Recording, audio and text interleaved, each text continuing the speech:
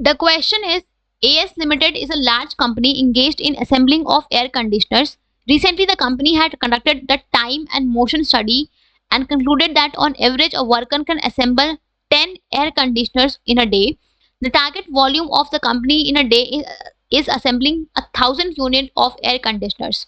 The company is providing attractive allowances to reduce the labor turnover and absenteeism. All the workers are happy. Even then, the assembly of air conditioners per day is 800 units only. To find out the reason, the company compared the actual performance of each worker and observed through CCTV that some of the workers were busy in gossiping.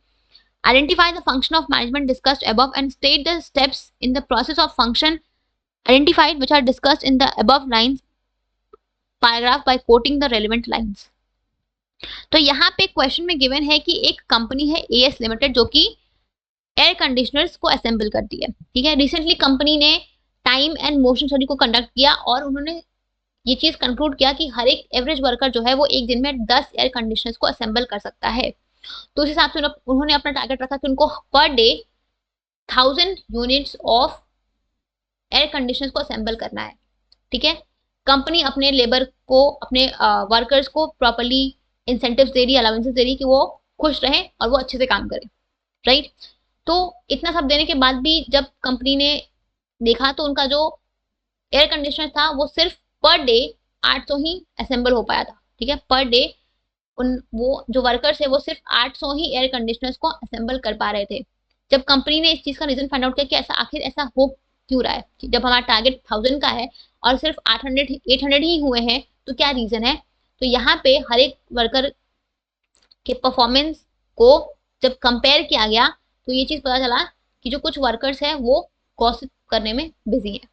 तो यहाँ पे आपको बताना है कि कौन सा function of management discuss हुआ है और कौन कौन से स्टेप्स उस फंक्शन के परफॉर्म हो रहे हैं लाइंस को कोट करके, right.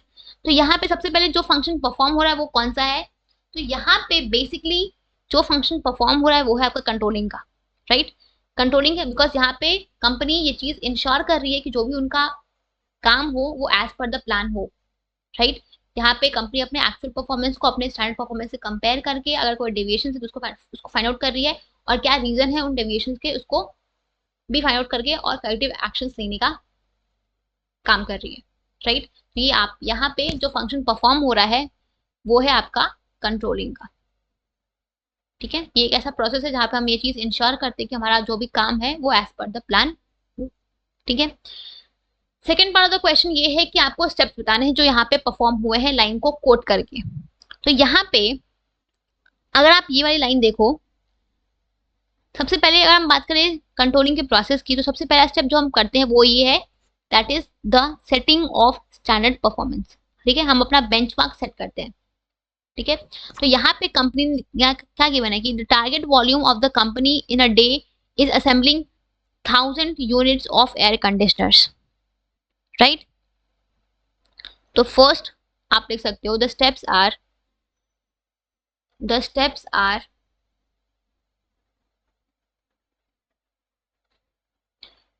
number 1 is your setting performance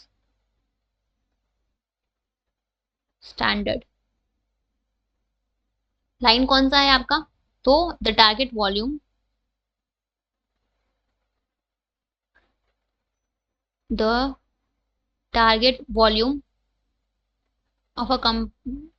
of company से लेके टिल एयर कंडीशनर्स तक आपको पूरी लाइन लिखनी है, ठीक है। ये जो लाइन है ना, जस्ट अ सेकेंड मैं इसको हाईलाइट कर देती हूँ।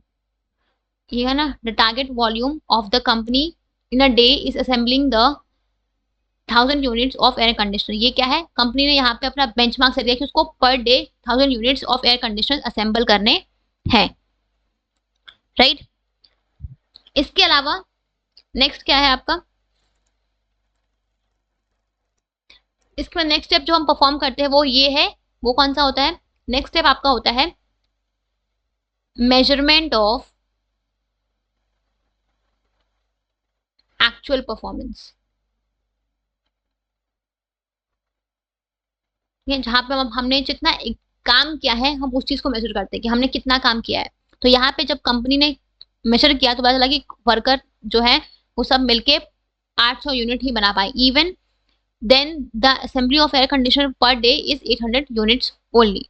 ये क्या है, ये आपका एक्चुअल परफॉर्मेंस का मेजरमेंट कि वर्कर ने टोटल कितना बनाया है, ये वो आपका अमाउंट है, राइट। तो अलाइन कोड कर दो, even then the assembly of AC per day is 800 units only. ठीक है, ये है आपका लाइन जो बता रहा है कि यहाँ पे एक्चुअल परफॉर्मेंस को हमने मेजर किया है, राइट। एक देन आपका थर्ड, यहाँ पे क्या लिखा हुआ है, to find out the reason of the company compare the actual performance of each worker, ठीक है, and observe through CCTV that some workers were busy in gossiping. तो अब ये लाइन देखो, to find out the reason the company compare the actual performance of each worker. तो company ने क्या किया, डेविएशन के रीजन को फाइंड आउट करने के लिए कंपनी ने क्या किया, हर एक वर्कर के परफॉर्मेंस को कंपेयर किया, राइट। तो यहां पे आप लिख सकते हो, third step is comparison of actual performance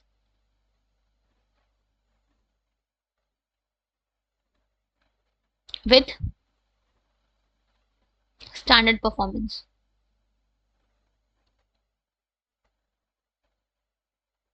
right. Line कौन सी है, तो to find out the reason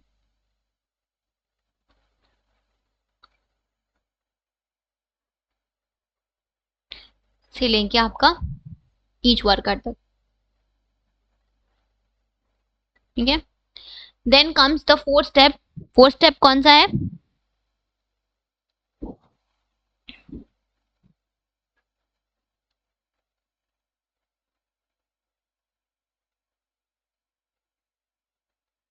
then comes the fourth step आपका यहाँ पे, and observe that through CCTV that some workers were busy in gossiping.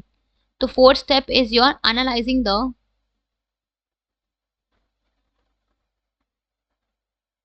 Deviations, ठीक है।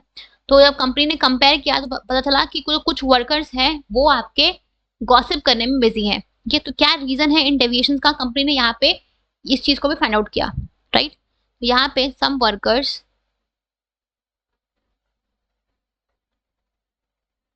Workers were busy in gossiping,